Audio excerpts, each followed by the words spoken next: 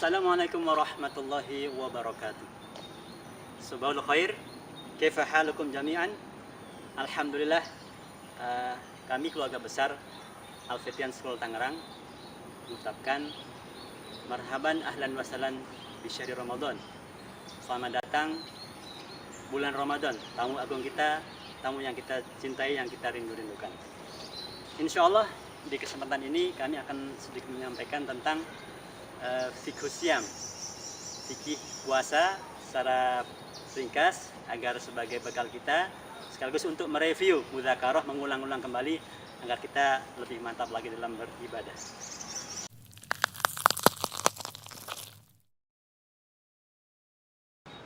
Siam Ramadan, puasa Ramadan. Asyam atau as-shaum, dua kata dari akar kata yang sama. Asyam secara etimologis atau secara bahasa adalah imsakan, anil kalam, menahan dari berbicara, artinya tidak bicara, itu imsakan. Siam secara bahasa.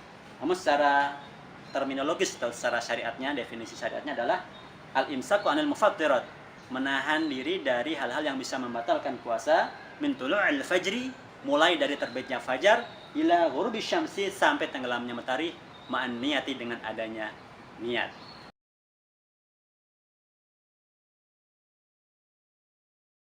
Fadlu syahri Ramadan, keutamaan bulan Ramadan. Ini juga banyak sekali, di antaranya adalah masih hadis yang diriwayatkan oleh Abi Hurairah radhiyallahu anhu. Anna Nabi sallallahu alaihi wasallam, bahwasanya Nabi sallallahu alaihi wasallam bersabda, "Lama hadara Ramadan," tatkala telah datang bulan Ramadan waktu itu, "Qad ja'akum syahrun mubarak," telah datang kepada kalian bulan yang diberkahi. "Uftirdu 'alaikum siyamuhu," telah diwajibkan ke atas kalian puasa di sana. "Tuftahu fi abwabul jannah," dan akan dibuka pintu-pintu surga. "Wa tughlaqu fi abwabul jahim," dan akan ditutup pintu-pintu neraka. "Wa tughallu fi syayatin," dan setan-setan akan dibelenggu. Kemudian selanjutnya adalah kapan Ramadan itu mulai? Ramadan itu akan tiba yaitu dengan cara atau dengan dimulai dari telah terbitnya atau telah munculnya hilal atau bulan Ramadan. Untuk di Indonesia kita percayakan pada ahlinya, kita nanti lihat atau menunggu daripada sidang isbat dari Menteri Agama penetapan 1 Ramadan. Adapun mungkin teman-teman yang lain misalnya yang meyakini metode hisab, silahkan, tafadhol, silahkan saja, semuanya benar insyaallah.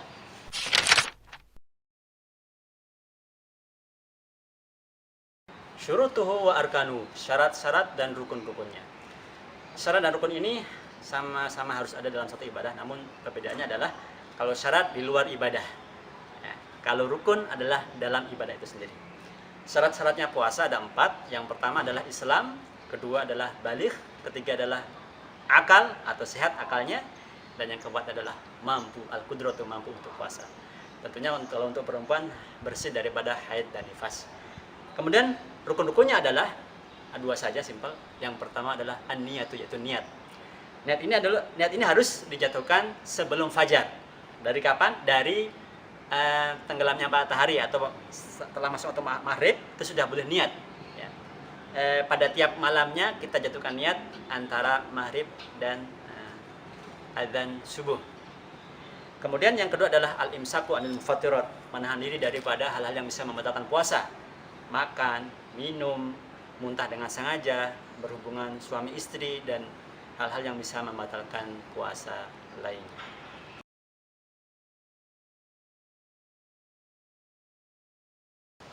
Adab siam, adab-adab puasa atau sunnah-sunnah dalam puasa. Ada beberapa poin. Yang pertama adalah as-sahur, makan sahur. Sahur ini luar biasa, jangan kita sepelekan. Kenapa? Nabi sallallahu alaihi wasallam bersabda dalam hadis sahih riwayat Bukhari Muslim, "Tasaharu fa inna suhur barakatun."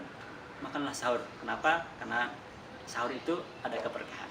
Hadis lain menyebutkan, "Alaikum bihadza sahur." Tetaplah kalian makan sahur, fa innahu al-ghada al-mubarak. Sesungguhnya sahur itu adalah makanan yang diberkahi. Kapan itu waktunya sahur, boleh sahur, atau sunnah sahur itu kapan? Yaitu adalah min muntasofil lail, dari pertengahan malam sampai sebelum terbit fajar. Nah, paling top, paling bagus, paling afdol adalah ta'khirus sahur, mengakhirkan sahur. Yaitu kira-kira waktunya adalah 50 ayat sebelum azan ya, atau fajar. Yaitu kurang lebihnya sekitar 15 menit. Kemudian yang kedua adalah takjilul fitri, yaitu bersegera dalam berbuka puasa, mensegerakan berbuka puasa. Tentunya kalau ada dengan menggunakan kurma, kalaupun tak ada cukup bisa menggunakan air. Kemudian selanjutnya adalah berdoa. Ya, doa sebagaimana yang Nabi ajarkan ya. Dhahabadz dhama wa talatul uruq wa thabatal ajr insyaallah. Dhahabadz dhama telah hilang dahaga, wa talatul uruq dan telah basah kerongkongan, wa thabatal ajr insyaallah dan telah tetap pahala insyaallah. Hadis lain juga menyebutkan Allahumma lakasumtu wa ala rizqika aftartu. Kemudian yang keempat adalah menahan diri dari pada hal-hal yang bisa membatalkan pahala puasa. Menahan diri dari menggunjing, berkata kotor, gosip, berbicara dusta dan lainnya.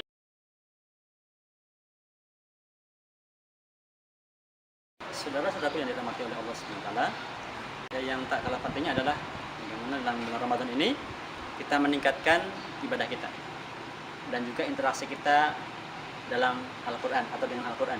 Intensitasnya kita perbanyak lagi. Kenapa? Karena syahrul Ramadan adalah syahrul Quran, bulan di mana unzila fil Quran, diturunkan di sana Al-Quran. Dan selanjutnya adalah bagaimana kita meningkatkan lebih lagi di 10 hari terakhir. Dalam kondisi normal biasanya ada program atau ada ibadah namanya al-i'tikaf ya. Berdiam diri di masjid, meningkatkan ibadah di 10 hari terakhir. Bahkan itu tiap tahunnya Rasulullah melakukan seperti itu, i'tikaf 10 hari. Bahkan tahun di mana beliau meninggal itu beliau i'tikafnya adalah 20 hari. Dan juga di sana ada malam yang sangat dahsyat.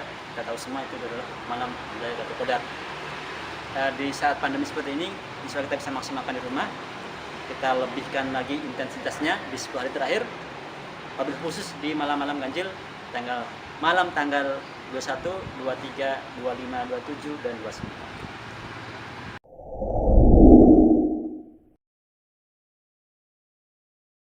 Selanjutnya adalah orang-orang yang tidak puasa dalam bulan Ramadan.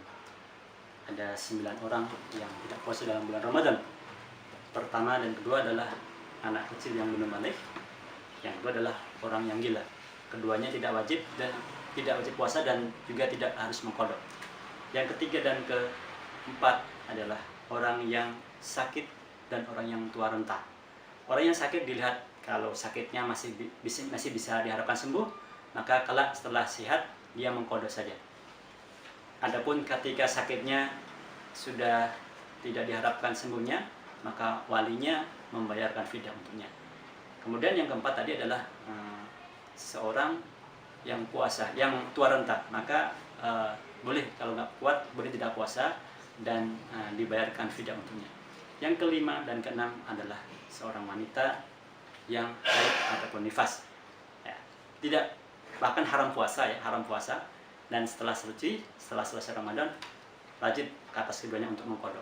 Yang ketujuh dan yang ke-8 adalah seorang perempuan, seorang ibu yang sedang hamil atau menyusui. Dalam hal ini memang ada beberapa khilaf ulama ya. Nah, keduanya ini kalau selesai mengandung, setelah melahirkan ya ataupun setelah selesai menyusui, pendapat Imam Asy-Syafi'i, maka jika orang tuanya tadi ya takut khawatir akan anaknya, maka dia mengqadha dan membayar fidyah. Pendapat lain mazhab Imam Hambali dan Abu Hanifah cukup mengqadha saja. Dan juga yang mengatakan cukup untuk membayar fidyah. Kemudian yang terakhir adalah musafir, orang yang dalam keadaan safar boleh tidak puasa, namun kelak dia wajib untuk mengqadha di hari lain. Wa antasumu khairul lakum.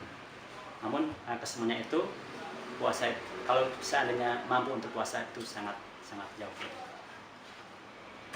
Demikianlah tarhib Ramadan dan fikih siam dari kami, Al-Fityan School Tangerang. Mudah-mudahan bermanfaat. Kurang lebihnya mohon maaf. Billahi taufiq wal hidayah. Wassalamualaikum warahmatullahi wabarakatuh.